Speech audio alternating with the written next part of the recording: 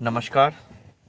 मैं डॉक्टर सौरभ शर्मा, सह आचार्य इतिहास। इससे पूर्व के वीडियो में हम लोगों ने मौर्य काल नामक अध्याय का अध्ययन प्रारंभ किया है, जिसमें सबसे पहले हमने मौर्यकालीन स्रोतों के बारे में चर्चा की थी कि कौन कौन से स्रोत हैं, चाहे वो साहित्यिक दृष्टि से हों, चाहे पुरातात्विक दृष्टि से हों, जिनसे हमें मौर्यकालीन इतिहास के बारे में जानकारी प्राप्त होती है। उसी समय हम लोगों ने मौर्य काल की विशेषता के बारे में भी चर्चा की थी, जिसमें दो बातें प्रमुख रूप से या स्पष्ट रूप से सामने आई थी कि मौर्य काल वह काल था जो साम्राज्य निर्माण की दृष्टि से प्रथम प्रयास था या प्रथम सफल प्रयास था, और मौर्य काल से भारतीय इतिहास अधिक निश्चयात्मक, स्पष्ट और कालक्रमबद्ध हो जाता है। तो मौर्य काल प्राचीन भारतीय इतिहास की दृष्टि से काफ़ी महत्वपूर्ण काल के रूप में हमारे सामने आता है। मौर्य काल के जो संस्थापक या सबसे प्रथम शासक के रूप में जिस शासक का नाम आता है वह है चंद्रगुप्त मौर्य। चंद्रगुप्त मौर्य के बारे में आज हम विस्तार से चर्चा करेंगे, जिसका शासनकाल 321 ईसा पूर्व से 298 ईसा पूर्व माना जाता है। तो चंद्रगुप्त मौर्य के बारे में चर्चा प्रारंभ करते हैं।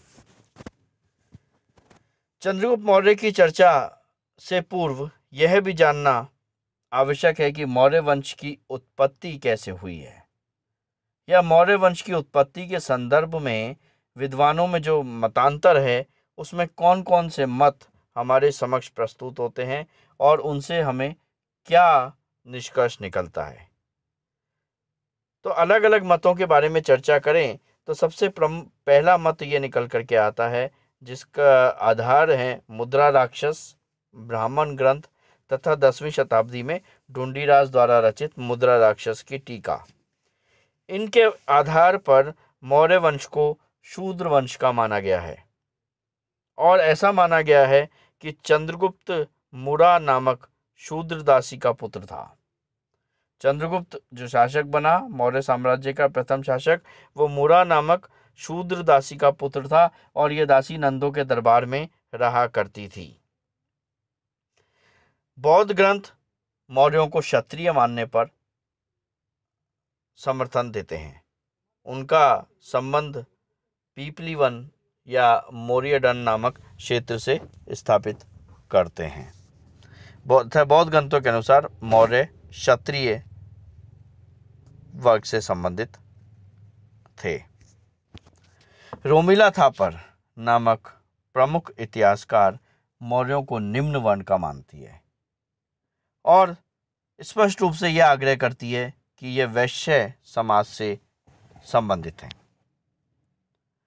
रुद्रदामा का जो जूनागढ़ अभिलेख मिला है वो भी मौर्यों को वैश्य होने का संकेत देता है। तो इस प्रकार अलग अलग मत निकल करके आते हैं। विद्वानों में इसमें मतांतर है कि मौर्य वंश की उत्पत्ति कैसे हुई है। जो साक्ष्य हमें प्राप्त हो रहे हैं उनके आधार पर हम ये कह सकते हैं कि मौर्य कबीले से संबंधित थे और निश्चित रूप से निम्न वर्ग के सदस्य थे, परंतु उनकी जाति के बारे में स्पष्ट रूप से कुछ भी कहना संभव नहीं है। तो निष्कर्ष रूप में हम ये कह सकते हैं कि ये जरूर है कि वो निम्न वर्ग से संबंधित थे, लेकिन जाति के बारे में स्पष्ट रूप से कुछ नहीं कहा जा सकता है। लेकिन यह कहा जा सकता है कि वे मौर्य कबीले से संबंधित थे, इसी कारण इनके नाम के आगे मौर्य जुड़ा है। चंद्रगुप्त मौर्य मौर्य वंश का संस्थापक या प्रथम शासक, जिसने 25 वर्ष की आयु में कौटिल्य की सहायता से अंतिम नंद शासक धनानंद को पराजित कर 321 ईसा पूर्व में मगध की गद्दी पर अधिकार कर लिया था। विलियम जोन्स पहले विद्वान थे जिन्होंने सेंड्रोकोटस, जो कि यूनानी जो साक्ष्य हैं उनमें सेंड्रोकोटस नाम काफ़ी आता है, उसकी पहचान भारतीय ग्रंथों में वर्णित चंद्रगुप्त से की थी। इससे पूर्व में चंद्रगुप्त के बारे में पता नहीं था, लेकिन उसकी उपलब्धियों के बारे में विशेष रूप से जानकारी जब हुई, जब विलियम जोन्स ने यह बताया कि यूनानी साक्ष्यों में या यूनानी जो पुस्तक साहित्य है उसमें जो सेंड्रोकोटस नाम बार बार आ रहा है प्रभावी शासक के रूप में, वो वास्तव में चंद्रगुप्त है। प्लूटार्क नामक विद्वान के अनुसार चंद्रगुप्त ने अपने 6 लाख सैनिकों की सेना के माध्यम से पूरे भारत पर आधिपत्य कर लिया था। चंद्रगुप्त के साम्राज्य विस्तार के बारे में चर्चा की जाए तो प्लिनी ऐसा साक्ष्य, ऐसा प्रमाण बताते हैं, उनके अनुसार मगध की सीमा जो थी वो सिंधु नदी थी। पश्चिम में सौराष्ट्र चंद्रगुप्त के आधिपत्य में था, जिसकी पुष्टि रुद्रदामन के जूनागढ़ अभिलेख से भी होती है, और उसमें यह भी बताया गया है कि पुष्यगुप्त को चंद्रगुप्त ने जूनागढ़ में अपना गवर्नर नियुक्त किया था, पुष्यगुप्त नामक व्यक्ति को। प्लूटार्क, जस्टिन, तमिल ग्रंथों तथा मैसूर के अभिलेखों के सम्मिलित प्रमाणों से यह भी स्पष्ट है कि मौर्य सम्राट ने विंध्य पार के क्षेत्र के भी अच्छे खासे भूभाग पर अपने साम्राज्य में मिला लिया था। बैक्ट्रिया के शासक से युद्ध, ये काफ़ी महत्वपूर्ण युद्ध था जो कि चंद्रगुप्त मौर्य के द्वारा लड़ा गया था।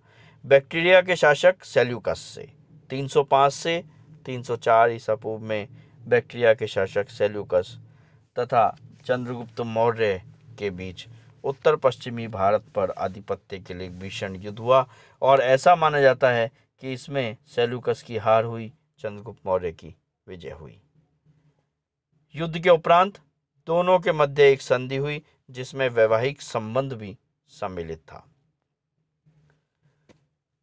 चंद्रगुप्त द्वारा जैन धर्म का अंगीकार।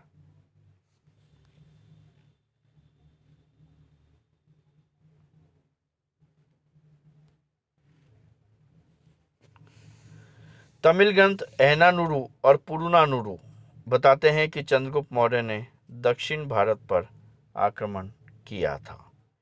इसके साम्राज्य में अफगानिस्तान, उत्तर पश्चिमी भारत, बिहार, बंगाल, उत्तर प्रदेश, पंजाब तथा गुजरात का अनेक तथा उत्तरी मैसूर का कुछ भूभाग सम्मिलित था।